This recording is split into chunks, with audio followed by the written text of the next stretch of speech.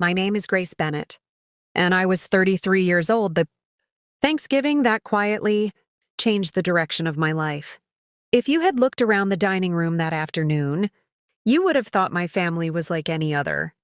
Turkey in the center of the table, pumpkin pie cooling in the kitchen, my nieces laughing over a board game, my parents smiling as they passed dishes from one end of the table to the other.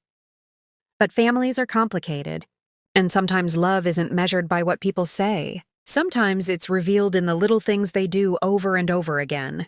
For as long as I could remember, my younger sister, Rachel, had always been the center of attention. She was outgoing, funny, spontaneous, and everyone naturally gathered around her. I wasn't jealous of her. In fact, I loved her deeply. We were simply different. I became the dependable one, the daughter who arrived early to help cook, the one who remembered birthdays without needing reminders, the one relatives called whenever someone needed a ride to the airport, help moving furniture, or someone to sit beside a hospital bed. I was a pediatric nurse, and after 12-hour shifts comforting frightened children and exhausted parents, I still found myself showing up wherever I was needed. People often thanked me, but somehow I always felt expected, not celebrated, just dependable. Looking back now, I don't think my parents meant to make me feel invisible. Life simply settled into patterns. Rachel struggled more financially after college, so Mom and Dad helped her with rent. Later, they helped pay for her wedding. Then they helped when her husband changed careers. Every time Rachel needed a hand, someone reached out. Meanwhile, I had earned scholarships, worked night shifts through nursing school, paid off my own loans, and built a comfortable little apartment filled with secondhand furniture that I absolutely loved. Everyone assumed I was fine because I rarely asked for anything. Maybe that was my mistake. Or maybe it was simply the role I'd accepted for so many years that no one questioned it anymore. That Thanksgiving, I drove 40 minutes to my parents' home outside the small town of Maple Ridge. As usual, I arrived first. Mom hugged me before handing me an apron. "You're a lifesaver," she smiled. "I know exactly where everything goes." I laughed. I figured. Within an hour, I was peeling potatoes, checking the turkey, setting the table, and making sure Grandpa had enough ice water before he even asked. Rachel arrived almost an hour later with her husband, Ethan, carrying a bakery pie and smiling brightly as everyone rushed to greet them. Dad hugged Ethan. Mom admired Rachel's new haircut. My aunts gathered around asking about vacation photos. I smiled to myself and stirred the gravy. It wasn't painful anymore. It was simply familiar. Dinner was warm, noisy, and full of stories. Grandpa told the same fishing tale he'd told every Thanksgiving for 20 years. Everyone laughed anyway. When dessert arrived, Mom clapped her hands. "I've got an early Christmas surprise." Rachel grinned immediately. Mom reached beneath the table and pulled out a beautiful, cream-colored envelope tied with a gold ribbon. "This one's for you." Rachel opened it. Her eyes grew huge. "Oh my goodness!" She covered her mouth. "It's a Caribbean cruise." Dad smiled proudly. "A week in the islands." Rachel jumped up and hugged both of them. The room erupted in applause. She laughed so hard she cried. "It's too much." Dad winked. "You deserve a little adventure." Watching them, I felt genuinely happy for her. Rachel had always dreamed of seeing the ocean from a cruise ship. Seeing her excitement was contagious. Then Mom turned toward me. "And of course, we didn't forget you." She handed me a greeting card. Inside was a $2 scratch-off lottery ticket with a handwritten note from Dad. "Maybe this little surprise brings you a smile." The table chuckled softly. Dad laughed. "You never know." Rachel leaned over. "Who knows? Maybe it'll be lucky." I smiled. "It might be." I slipped the ticket back into the card and tucked it into my coat pocket. The moment passed. Nobody intended to hurt me. Still, driving home later that evening beneath the glowing streetlights, I couldn't stop thinking about something. Not the cruise, not the lottery ticket. The difference. One gift had taken months of planning. The other had taken 30 seconds at the checkout counter. For years, I'd told myself gifts didn't matter. But gifts aren't always about money. Sometimes they're messages. Sometimes they're reminders of how people see you. Back in my apartment, I placed the card on my refrigerator with a small magnet. I looked at Dad's handwriting. Maybe this little surprise brings you a smile. It already had. Not because of the ticket. Because it reminded me of something I'd been avoiding for years. I needed to stop measuring my worth by other people's attention. Whether someone noticed me or not could no longer determine how I felt about myself. That night I made a promise. The next chapter of my life would be built on gratitude instead of comparison. I had no idea how quickly that promise would be tested. Nearly a week passed before I remembered the ticket. It was late Thursday evening after one of the hardest shifts I'd worked all year. A little boy, recovering from heart surgery, had finally smiled for the first time in days. Another family had received encouraging test results after weeks of uncertainty. I came home emotionally exhausted but thankful. I poured myself a cup of tea. As I reached for the refrigerator door, I noticed the greeting card. Oh, right. I smiled. The lottery ticket. I found a coin in my kitchen drawer and began scratching away the silver coating. One number matched. Then another. Then another. I frowned. My nursing instincts kicked in. Years in hospitals teach you never to jump to conclusions. Double-check everything. I read the instructions once. Twice. 3 times. Then I compared every number again. My heartbeat slowed instead of speeding up. Surely I had misunderstood. The prize category couldn't possibly say what I thought it said. I searched the state lottery website. Compared the numbers. Read every instruction again. Finally, I whispered to myself, this can't be real. The next morning, I took a personal day from work and quietly drove to the regional lottery office. I carried the ticket inside a plastic folder as though it were a medical chart that couldn't be damaged. A representative examined it carefully. Then another. Minutes later, a manager invited me into a private office. She smiled warmly. Congratulations, Ms. Bennett. You are the winner. I stared. She slid a paper across the desk. The amount written there hardly seemed possible. $100 million. I didn't scream. I didn't cry. I simply sat there in complete silence. Not because I wasn't grateful.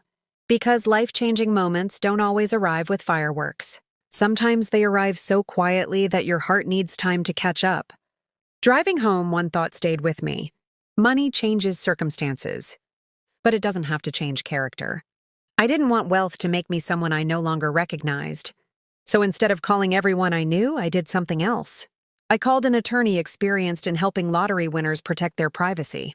Over the next 2 weeks, we created a legal trust, organized financial advisors, and carefully planned every step before the prize was officially claimed. Almost no one knew. Not my coworkers. Not my neighbors. Not even my family. Every morning, I still put on the same blue nursing scrubs. I still comforted frightened children. I still held worried parents' hands. Inside, however, something had quietly changed. For the first time in my life, I wasn't thinking about what had been missing. I was thinking about what had always mattered. Who had believed in me before there was anything to gain? Who had encouraged me simply because they cared? As I began writing those names in a notebook one evening, one person appeared at the very top without hesitation. My Aunt Margaret. She had attended every school play, called every birthday, encouraged every dream, never expecting anything in return.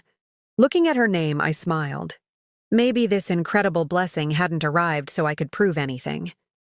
Maybe it had arrived so I could quietly become the kind of blessing someone else had already been to me. And that single thought became the beginning of a brand new story. The notebook on my kitchen table slowly filled with names. Not people who expected something from me.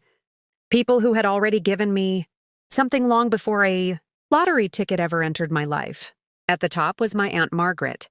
Beneath her came Mrs. Ellis, my high school science teacher, who had stayed after class every afternoon helping me apply for nursing scholarships, because she believed I belonged in medicine. Then came Mr. Hernandez, the retired neighbor who used to shovel my sidewalk every winter after my night shifts without ever accepting $1. My pediatric unit manager, Linda, who always made sure young nurses were encouraged instead of criticized. As I looked at the list, something became wonderfully clear. The richest people I'd ever known weren't the ones with the biggest bank accounts. They were the people who quietly made someone else's life easier. I wanted to become one of them. The first call I made was to my attorney. "I'd like to help someone," I told her. "Privately." She smiled. "I was hoping you'd say that." A few days later, we arranged for every penny of Aunt Margaret's medical bills to be paid anonymously.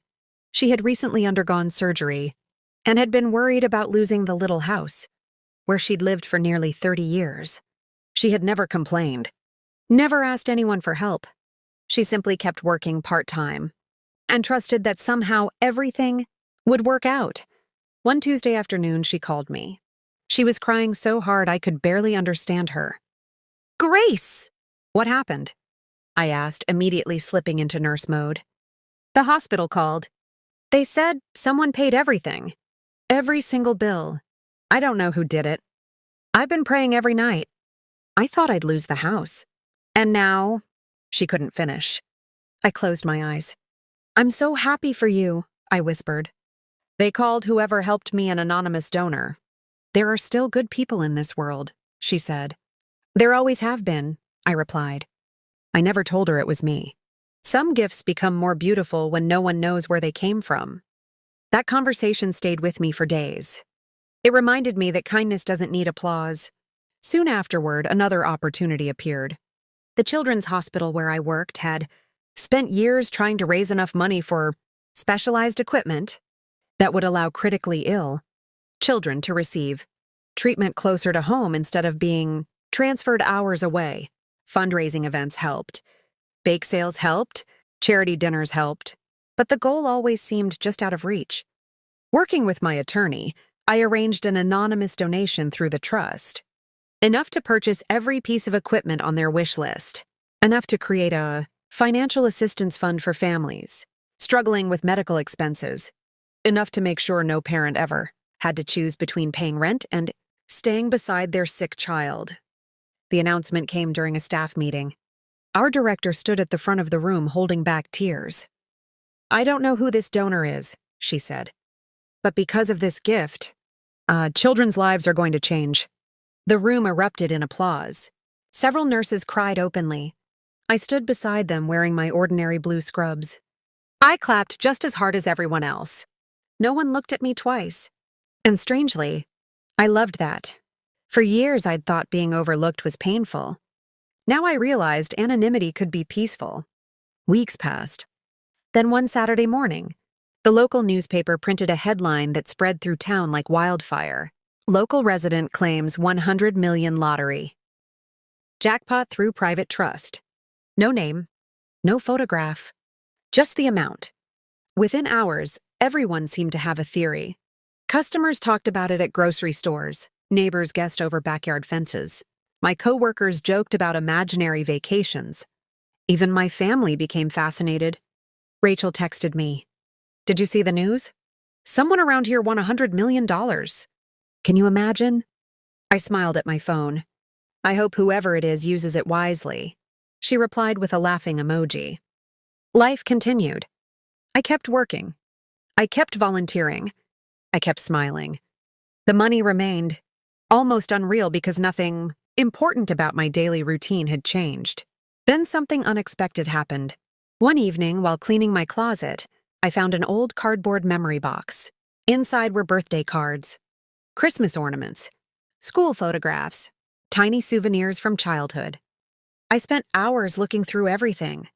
There were homemade Mother's Day cards, report cards signed by my parents, vacation postcards. There were also little gifts I'd saved over the years. Simple things. A keychain, a coffee mug, a pair of colorful socks. Nothing expensive. For a moment, I caught myself comparing them to Rachel's cruise. Then I stopped. Comparison had stolen enough joy already.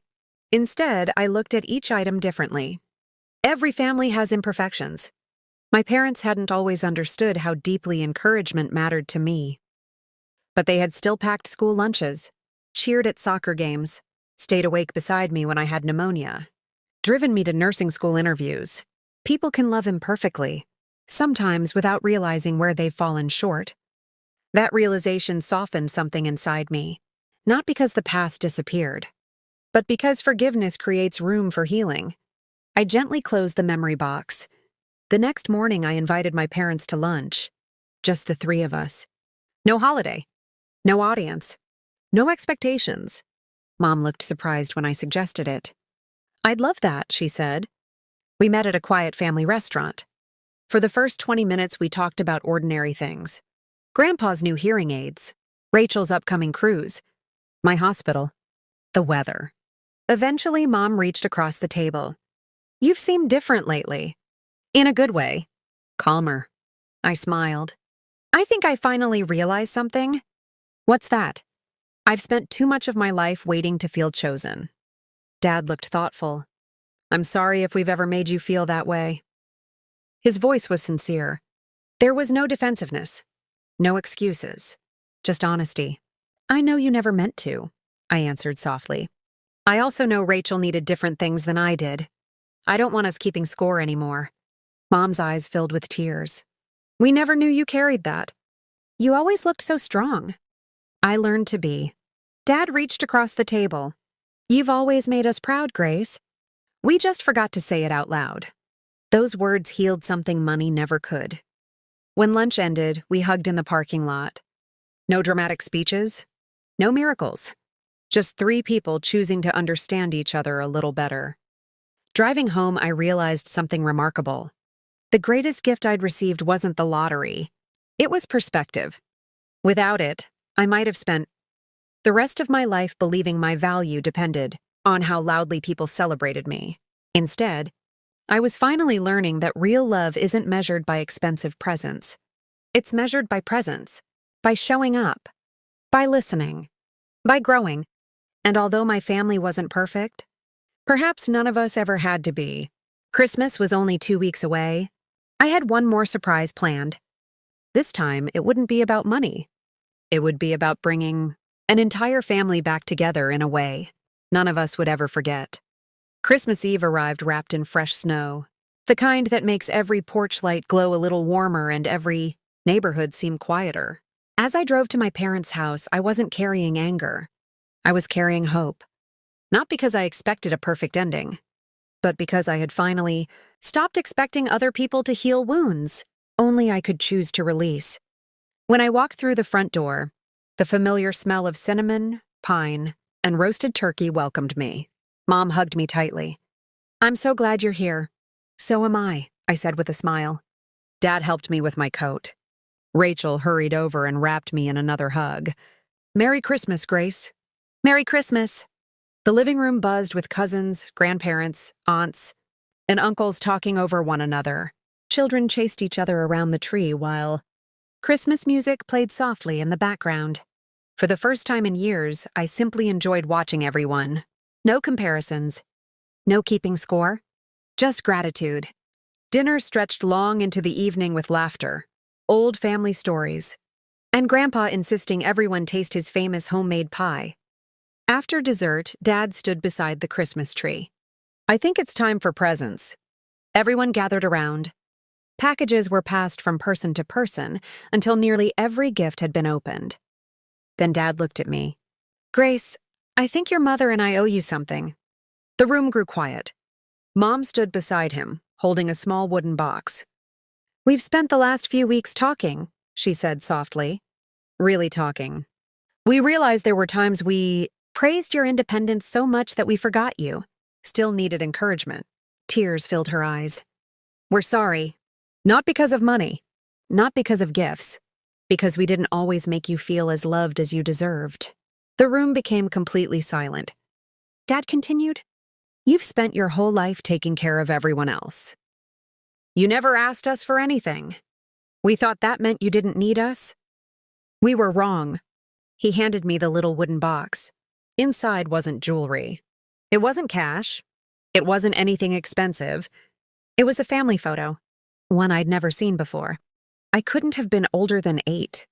I was sitting beside Grandma on the porch, reading a book aloud while she smiled proudly at me. Behind the picture was a handwritten note. "Grace, thank you for being the heart that quietly held this family together. We should have told you that years ago. We love you more than words can say." I looked up through tears.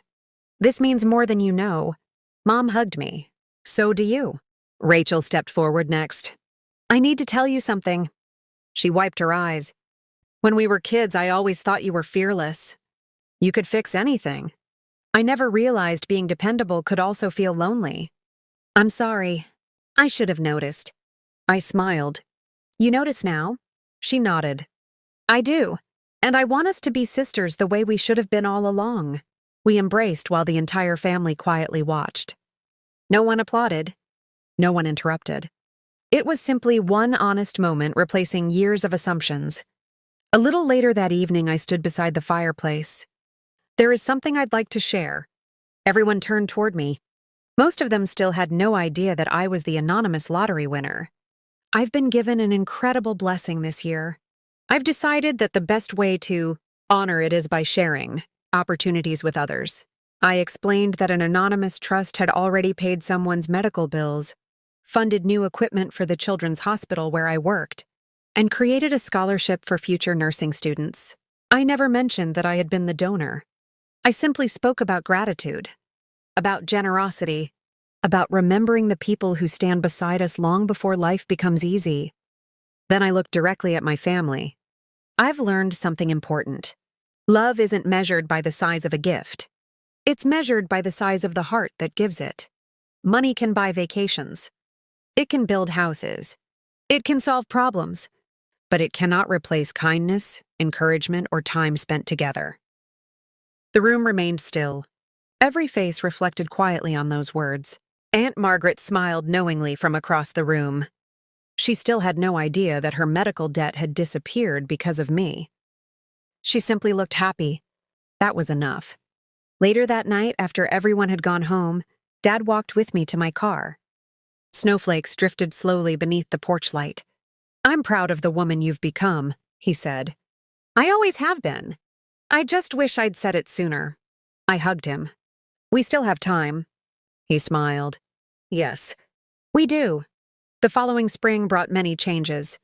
The scholarship program officially opened, helping nursing students who worked hard but struggled financially. The Children's Hospital unveiled its new equipment, allowing hundreds of families to stay closer to home during some of the hardest days of their lives. Aunt Margaret planted flowers around her little house instead of worrying about medical bills. She often said she believed an angel had visited her family. Maybe she was right. I continued working as a pediatric nurse. Most of my coworkers never knew anything about the lottery. To them, I was simply Grace, the nurse who always stayed a little late, the one who remembered every child's birthday, the one who believed that holding someone's hand could sometimes be the best medicine in the world. Rachel eventually took her cruise. When she returned, she brought me a small seashell in a glass frame. The note beside it read, "Thanks for reminding me that the best journeys always lead us back to the people we love." It still sits on my bookshelf today. As for the lottery money, it changed many lives. Not because it bought luxury, because it created opportunities, scholarships, medical care, emergency funds, community programs, places where hope could quietly grow. Years later, people still ask me what it felt like to win $100 million from a $2 lottery ticket. I always give the same answer. Winning the money changed my circumstances. Choosing what to do with it changed my life. Because the greatest fortune wasn't found on a scratch-off ticket. It was discovering that generosity multiplies, forgiveness heals, and love, when freely given, always becomes the richest investment of all. If this story reminds you of someone who has quietly stood beside you through every season of life, don't wait for a holiday or a special occasion. Call them. Thank them. Tell them they matter. Sometimes the smallest words become the greatest gift a heart will ever receive.